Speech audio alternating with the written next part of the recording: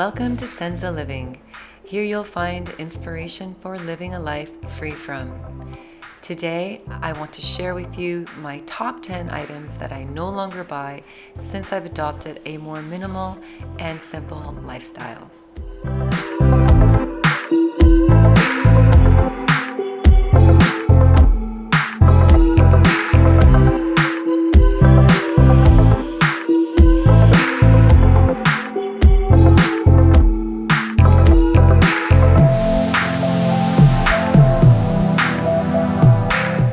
I used to buy coffee every single morning, but quite frankly, I think it was more the ritual of getting out to the coffee shop and talking to the barista, and I never really enjoyed the coffee very much, but anything I made at home was really subpar until I discovered the AeroPress, truly a game changer. Awesome coffee.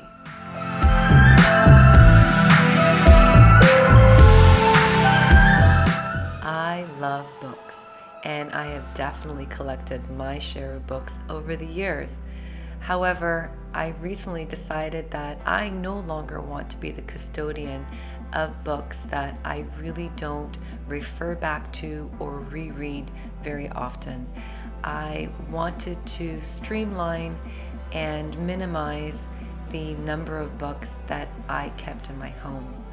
Essentially, I did a mass decluttering of all things books, and these are the ones that made the cut. They essentially are the ones that I do value, that I will refer to, and that I continue to enjoy. When I want to read the latest title or book that I'm interested in, I will go to my public library, and even if I need to put myself on a waiting list to be able to enjoy that title, that's okay. I can be patient, and I look forward to it in anticipation. And it really is a great way to still be able to hold a book in your hands, be able to flip through the pages, and just even dog ear a page if you'd like. However, if I don't make it to the library, sometimes I will download an ebook from the public library website, and yes, that is an original iPad, and it serves me just fine, and I have no interest whatsoever in upgrading to the latest model.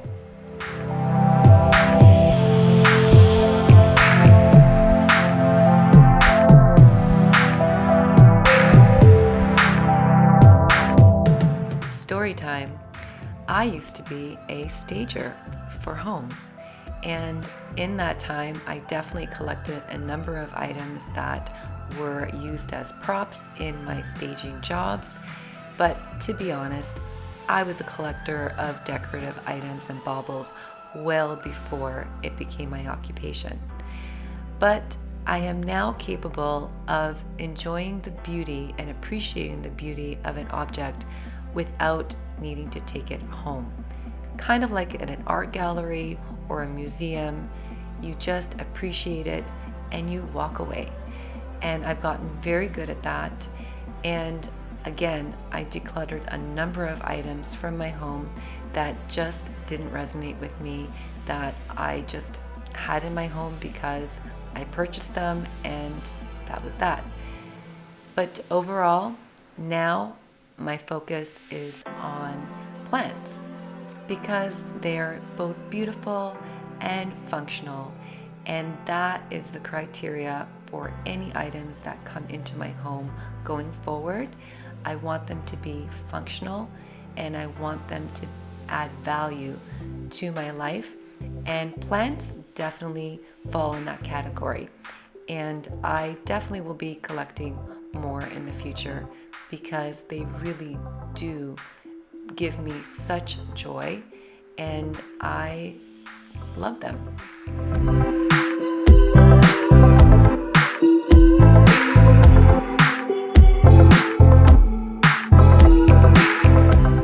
I don't have a lot of clothes, and maybe a lot of people might find that a bit alarming and can't understand it, but I have a capsule wardrobe that I have collected over the years, and these are pieces that I feel great in, that are perfect for my lifestyle, that are flattering for my body type, and I just generally enjoy pulling out of my closet again and again.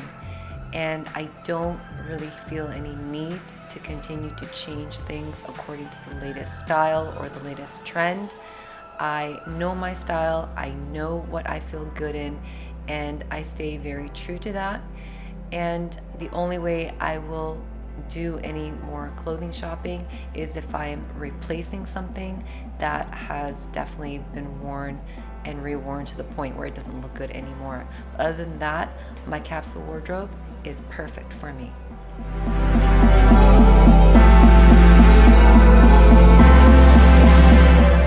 My skin tends to be on the more sensitive side anyway, so in the past when I have purchased beauty products, I generally will end up with some sort of reaction to that beauty product. And apart from the fact that I've learned a lot about the number of chemicals that women will put on their bodies each and every day just by using everyday products, that makes me more willing to use more natural alternatives.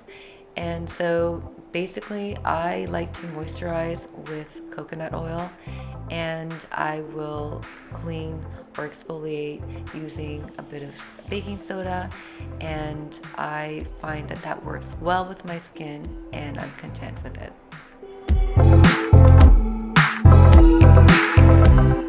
I actually prefer microfiber cloths and kitchen towels over using single-use paper products because I find that they're far more effective and do a more thorough job at cleaning. So I don't mind that I have to wash these on a weekly basis because I save a ton of money and I'm saving a lot from going into the landfill. In addition, I also enjoy using a natural bristle brush with a wooden handle, and I can switch out the brush head when it gets worn, and I just find that they work really, really well and prefer them over anything else.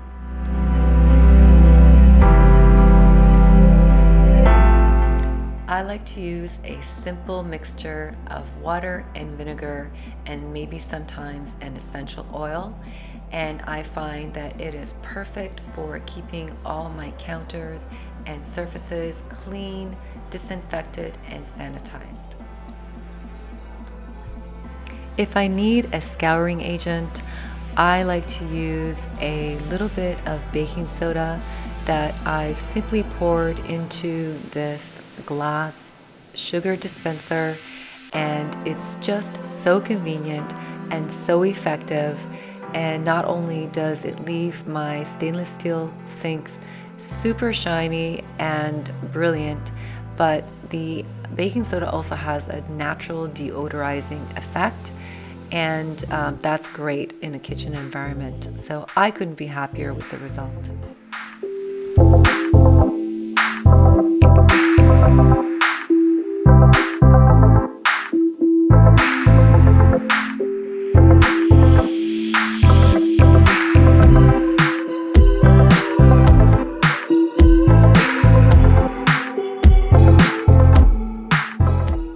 I think switching over from plastic to glass containers was probably the very first thing that I did in my minimalism journey.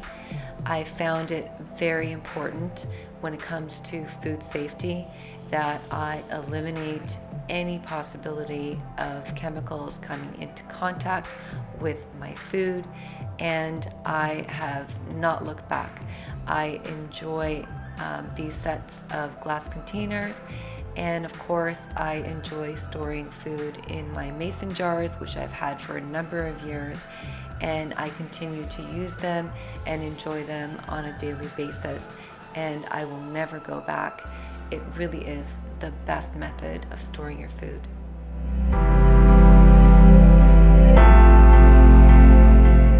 I avoid buying the latest kitchen gadgets or tools, especially items that are single purpose.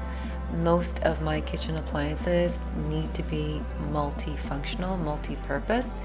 So things like my KitchenAid mixer and my Vitamix and my food processor, those are things that are used on repetition in our household. And the items that didn't get much attention, like the juicer or the waffle maker, I have donated, and I plan to just keep these items for the future.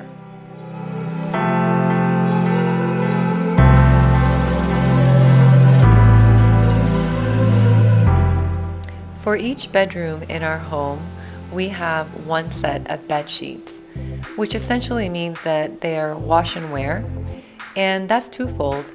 Firstly, I don't need to store any additional sheets in the home, and secondly, I don't have to fold or attempt to fold that dreaded fitted sheet because we all know that's impossible to fold.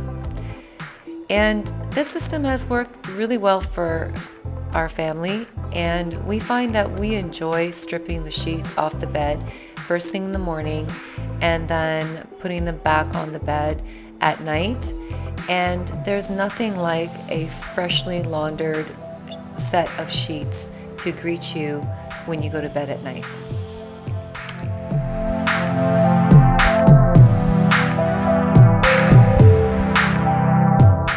There you have it, my top 10 items I no longer buy. I'd love to hear in the comments below what items you're no longer buying on your minimalism journey. Until next time, this is Senza Living, inviting you to be sensible and live free from